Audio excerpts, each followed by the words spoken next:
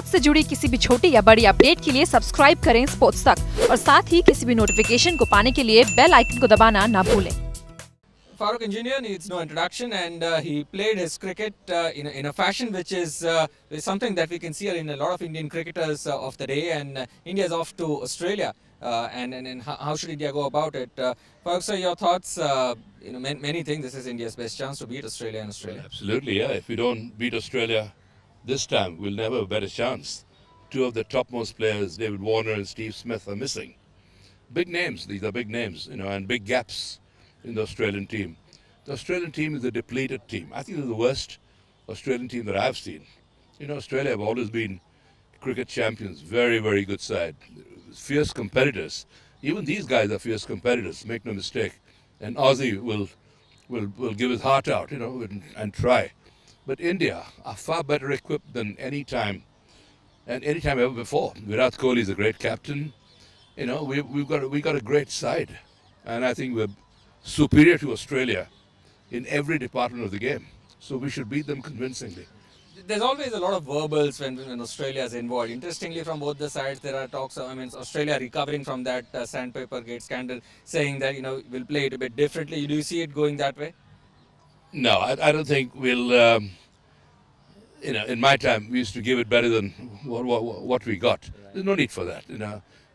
These are all distractions. They try and distract you to get you out. They get personal about something. But Dennis Lilly once told me, he called me a Kalu, and I said he's colorblind. I said I told his teammates, that I don't mind him doubting my parents or say, but these are just things, that happen in the course of the game.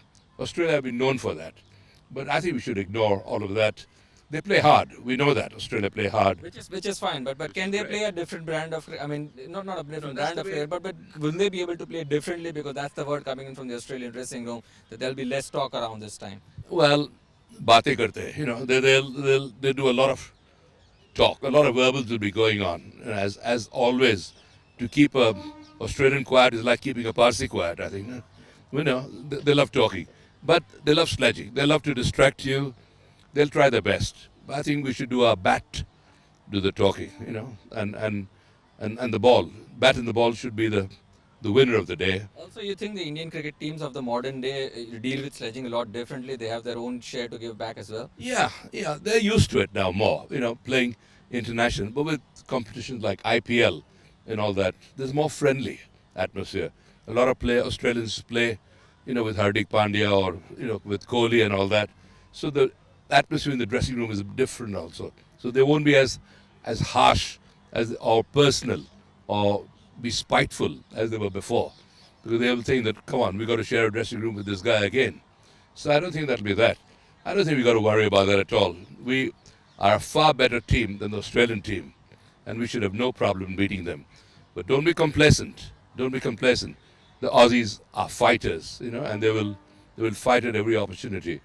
But let's prove that we are greater fighters, not verbally, but with a bat and ball.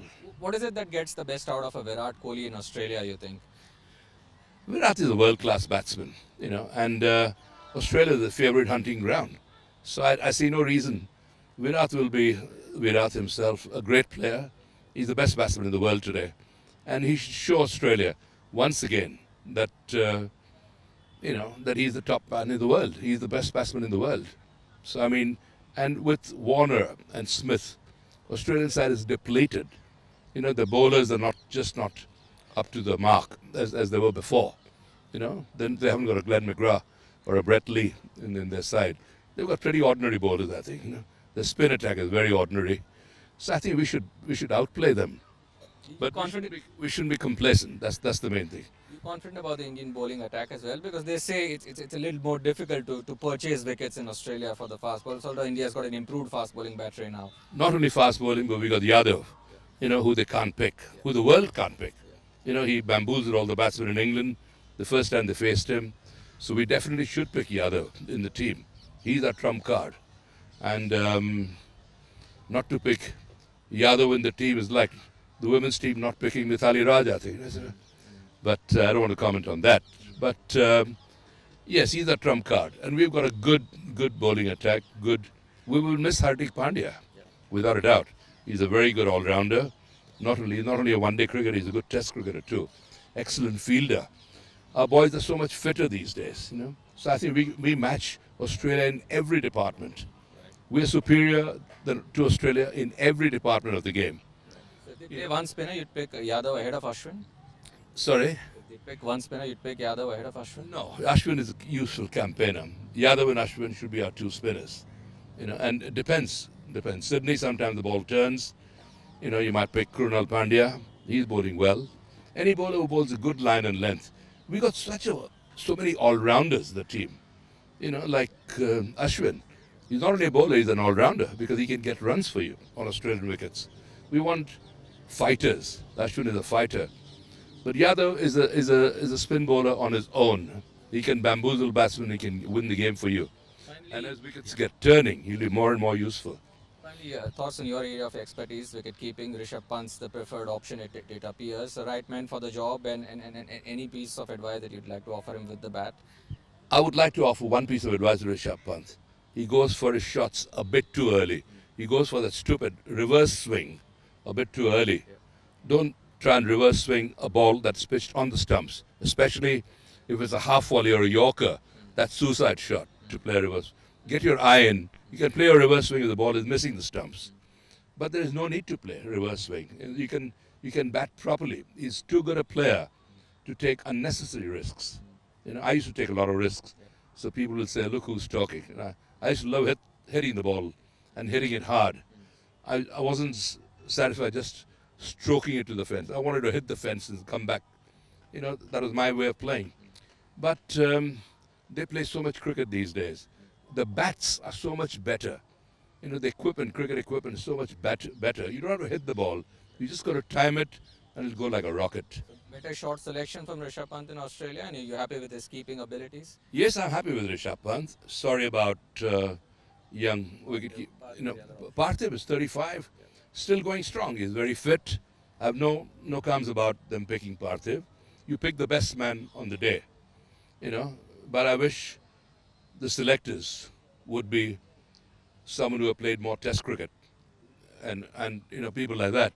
And for that, I would say one man. If you increase the age limit or anything, I think Dilip Vengsarkar should be the chairman of the Indian Selection Committee. People like Mohind Amanath, Kapil Dev, Sachin, they should have an input. These are the guys who have gone out there and done it for the country, done it for the world. Don't pick selectors on because he's from an association and there is, you know, and that's totally wrong, I think. You know? The selectors should be knowing their, I'm not saying these guys don't know their cricket, but you should have people who have actually done and proved the game at Test level.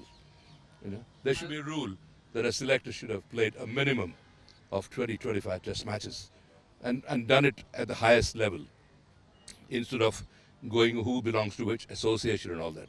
Pick the best man for the job. That's why I said Dilip Vengsarkar should be the chairman of selectors. He's the guy who got in Sachin Tendulkar. You know, he's the guy who discovered him. So One of the most successful national selectors that we had. My final question to you, sir, just to bring you up to date, you touched upon Mithali Raj issue. She's written a letter to the BCCI that she was humiliated as far as selection goes, and the coach did not speak with her. That she was sort of left out in the dressing room. When you think about stories like this in a World Cup dressing room, how do you react to that? that's bad. It saddens me. It saddens me because women's cricket have made so much progress. You know, Mithali Raj has been a fabulous player. I mean, she's got 50s, and if she was dropped, she has good reason to feel a bit peeved off. But again, on the other side, I can understand their opinion. They have won without her. Why change a winning combination? But I think that's ridiculous. You got to pick the team on its merits. And on merit, Mithali Raj deserves to be in the team. So for me, she should have been in the team. Yes. Her allegation is the coach wouldn't speak to her, and she would be made to practice against side bowlers. Well, I mean, I wasn't there, so I don't know. These are all things that I wasn't there, so I'm in no position to comment. But on merit, she deserved to be in the team, without a doubt. And I think we missed her. You know, would we have said the same thing had we won the game without Mithali? No, we wouldn't have said it. So it's a bit of a, but on paper, she should have been in the squad if she was fit. Yes, indeed. Thanks for your time, sir. You're welcome. Yeah.